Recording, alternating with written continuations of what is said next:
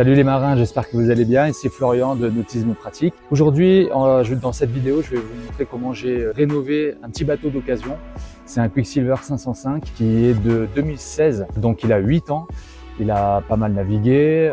Là, l'objectif, c'est de le remettre dans un état le plus proche possible du neuf. Je vais vous montrer un petit peu ce qu'on a prévu de faire pour que le propriétaire puisse bien en profiter et aussi le mettre en location, voilà, pour avoir un bateau impeccable pour les locataires. Donc, je vais vous montrer, on va faire le tour du bateau ensemble. Mais avant ça, n'hésitez pas à vous abonner à la chaîne pour être notifié quand il y a des nouvelles vidéos sur tout ce qui tourne autour du bateau, l'entretien, l'utilisation. Voilà, si vous êtes passionné de la mer et des bateaux, c'est la bonne chaîne pour vous. Donc maintenant, on va faire le tour du bateau ensemble. Donc déjà, ce que j'ai fait, c'est que j'ai commandé une sellerie neuve complète. Parce que celle-là, même si elle est encore relativement en bon état, elle est quand même fatiguée. Puis pour les bateaux qui vont être mis en location, c'est pas suffisant. Donc la sellerie, elle va être complètement neuve. On va regarder le niveau des boutons pression ici.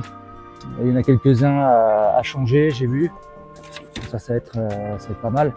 Ensuite, ce qu'on va faire, c'est déjà bien nettoyer le bateau, de faire en sorte de bien le dégrossir, parce que là, il a passé déjà 1 an et demi, je crois, sur un parquet bateau. Donc le grand objectif, ça va être de le faire un lustrage complet, avec des étapes de ponçage et polish et lustrage. Et les inox aussi, on va polisher les inox, faire attention à bien enlever les coulures de rouille qu'il y a à la base des chandeliers. Mais vous voyez, le bateau là, il est très terne, il n'y a absolument aucun brillant. J'essaie de me mettre dans la coupe du soleil, il n'y a aucun brillant.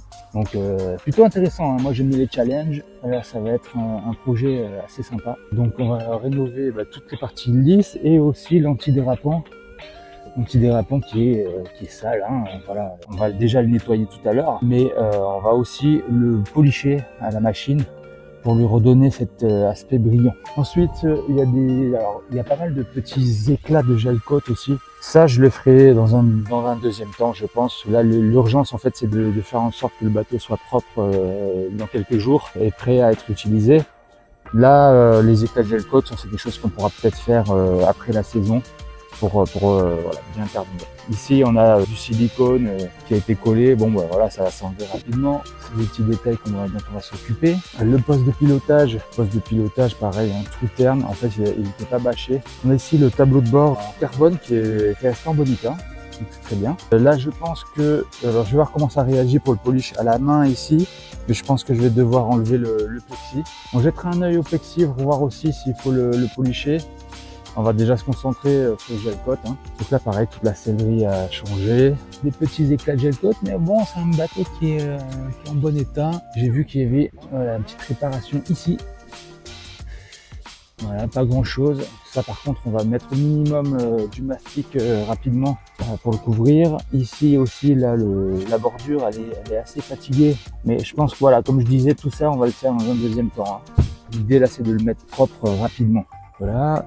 Bon, c'est un tout petit bateau, hein, 5 mètres. Et sur la plateforme arrière, c'est pareil, on va s'occuper des antidérapants, la rouille sur les inox, les bases des chandeliers ou de la poignée, par exemple ici. En ce qui concerne le moteur, pareil, il est très terne. Alors je ferai un essai pour voir si j'arrive à récupérer du brillant ici. Sinon, ce qu'on pourra essayer de faire, mais pareil, dans un deuxième temps, on verra si on fera une vidéo séparée ou quoi, mais peut-être faire un covering, en fait, retirer les autocollants, mettre un nouveau support, un film vinyle par-dessus, et puis le remettre les autocollants mercury.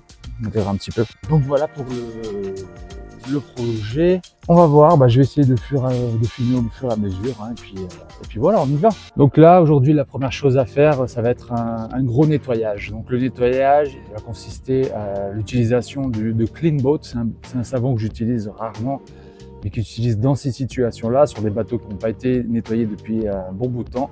Donc c'est vraiment agressif comme savon. C'est pas un savon qu'il faut utiliser de manière récurrente toutes les semaines ou toutes les 2 semaines sur son bateau, parce que ça va faire en sorte que le gel coat ternisse rapidement. Donc par contre, c'est très efficace.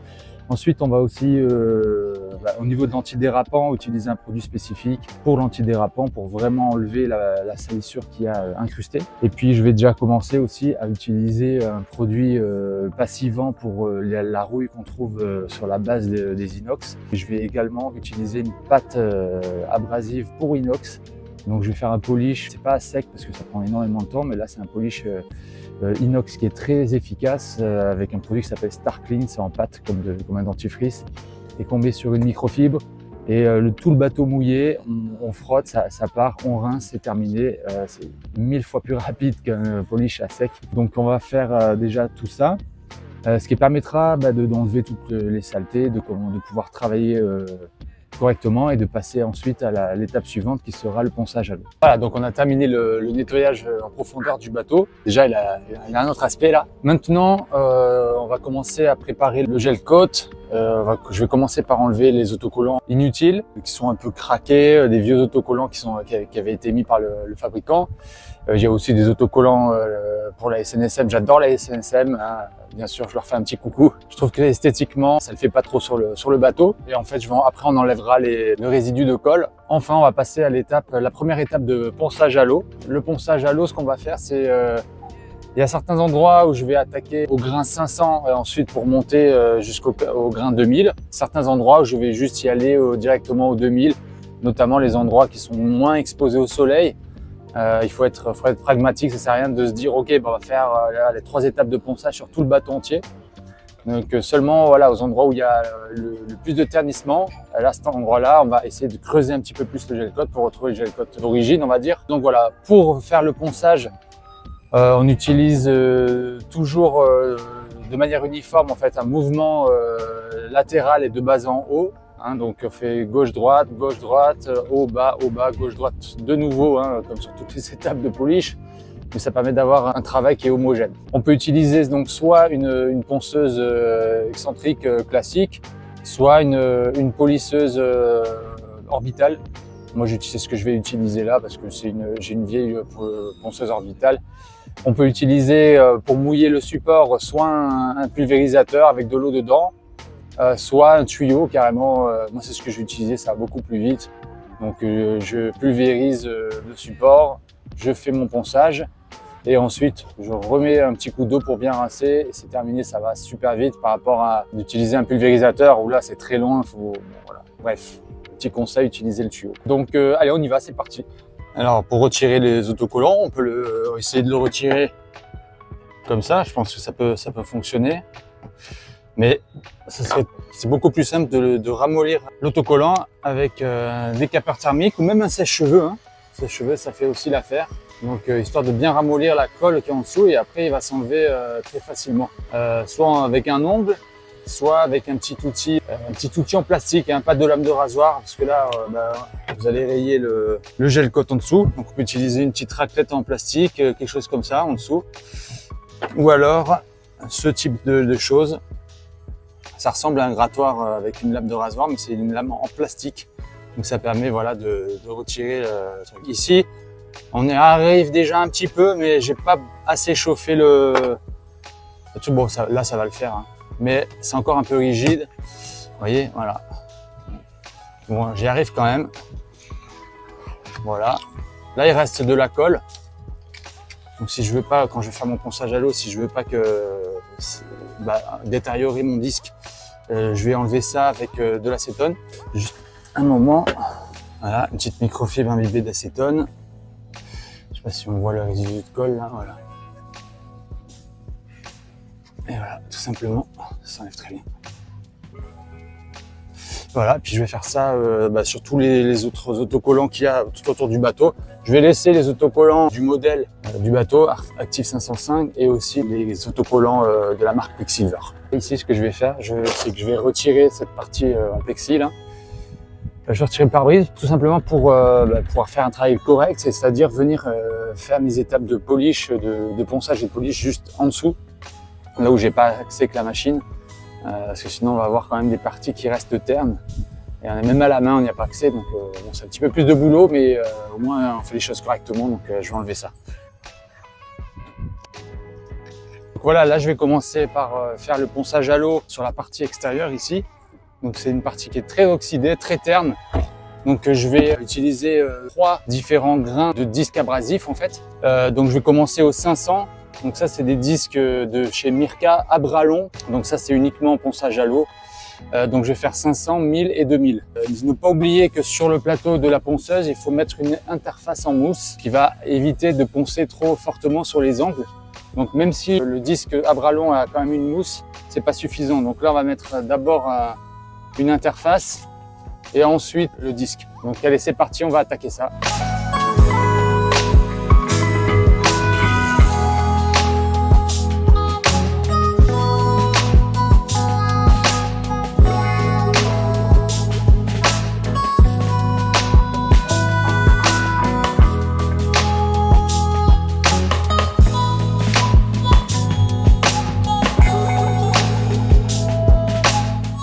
Voilà, et on fait ça sur tout le bateau. Donc bon courage!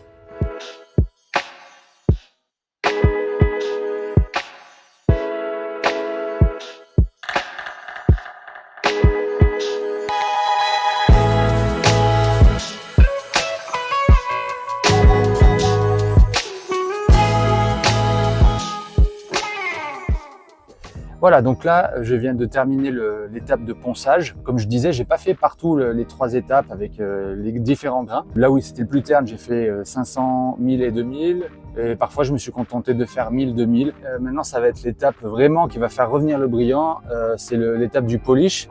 Donc, ça va être avec l'utilisation d'une lustreuse circulaire, comme ça, avec une peau de mouton. On peut utiliser une mousse. Personnellement, je préfère la peau de mouton parce que on a une surface un petit peu plus large, donc ce qui permet à la longue d'avancer quand même plus vite. Voilà, j'ai eu un petit problème de micro dans la vidéo. Ce que je disais, c'est que ça permettait d'aller plus vite, mais aussi pouvoir ne pas enlever tous les boutons pression. On peut passer par-dessus la peau de mouton. Par contre, à la mousse, si on essaie de passer par-dessus, elle va se disloquer complètement. Donc ça aussi, ça fait gagner énormément de temps. Et on arrive à polisher donc autour des boutons pression. Ensuite, pour cette étape, j'utilise un produit de chez Clean Azure qui est le Heavy Cut. C'est un produit que j'utilise depuis 2 ans là, et j'en suis très satisfait parce qu'il est vraiment abrasif, il est super efficace.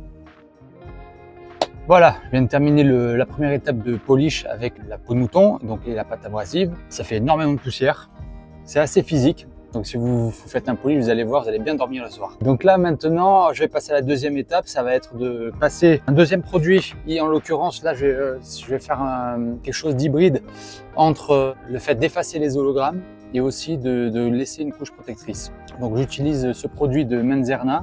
Donc c'est une protection polymère, mais qui également, avec l'action d'une mousse, une mousse assez souple, va éliminer les rayures qui ont été causées par la peau de mouton parce que c'est quand même très abrasif. Donc il faut qu'on termine correctement. Bon, bien sûr, le brillant il est là pour quelqu'un qui est néophyte, ça va très bien. Comme ça peut, voilà. Sauf que il y a des hologrammes qui sont visibles selon l'angle du soleil. Donc la deuxième étape obligatoire, comme à chaque polish, c'est de passer avec un produit qui efface les hologrammes, une mousse souple et bien sûr un autre type de machine, une machine à double action, donc qui n'est pas circulaire, parce que justement c'est la circulaire qui laisse ces horribles hologrammes. Donc voilà, on recommence. C'est une étape qui est un petit peu moins physique parce que là pour le coup il suffit de faire ces allers-retours, de laisser un petit peu agir, d'essuyer et c'est terminé. Il n'y a plus d'action vraiment de ponçage, on va dire, du support. Donc on a déjà fait pas mal entre le passage de ponçage à l'eau avec 2 étapes de ponçage à l'eau, le polish à la peau de mouton et maintenant le lustrage avec la mousse et le produit de protection. Donc on y va, c'est parti et on approche de la fin, on est bien content.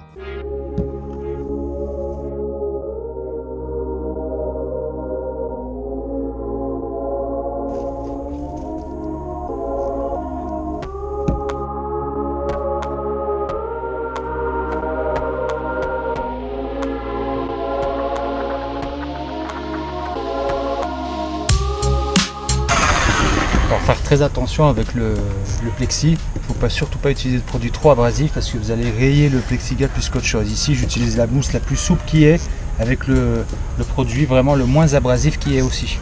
Donc ça va lui laisser une petite couche déperlante, enfin lui augmenter un petit peu le bouillon, lui laisser une couche déperlante, mais surtout pas utiliser des produits de polissage.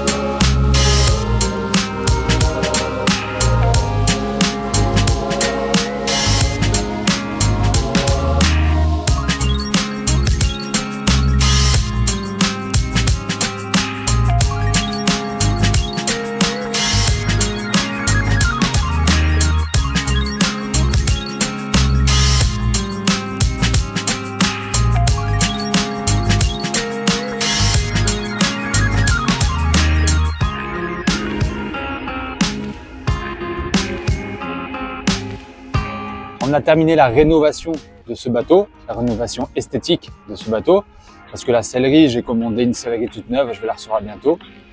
Mais en tout cas, voilà, pour la préparation de tout ce qui est gel coat, on est arrivé quand même à un résultat qui est quand même plutôt pas mal pour un bateau qui a 8 ans et qui a été abandonné pendant 2 ans sur un terre-plein. Donc il y a pas mal d'étapes, mais on est arrivé à un résultat quasi comme neuf, à part les petits détails, les réparations de gel coat qu'on va faire dans un deuxième temps. Je suis plutôt pas mécontent du résultat. Donc voilà, vous avez vu les étapes, un gros nettoyage, vraiment approfondi. Ensuite, les étapes de ponçage, le polish à peau de mouton, le lustrage anti-hologramme et de protection avec la mousse et un nettoyage encore après pour voilà, arriver à un résultat qui est sympa. Ça m'a pris quelques jours, donc voilà, c'est très simple à faire. C'est du boulot, mais c'est quelque chose que si vous le faites vous-même, vous allez économiser plusieurs centaines, voire milliers d'euros selon la taille du bateau. Donc voilà. N'hésitez pas à vous abonner si ce n'est pas déjà fait, likez la vidéo si ça vous a aidé en tout cas, et n'hésitez pas à commenter, à vous poser vos questions dans les commentaires, je suis là pour y répondre et ça me fait toujours plaisir d'avoir vos retours. Donc je vous dis à très bientôt dans la prochaine vidéo. Ciao ciao!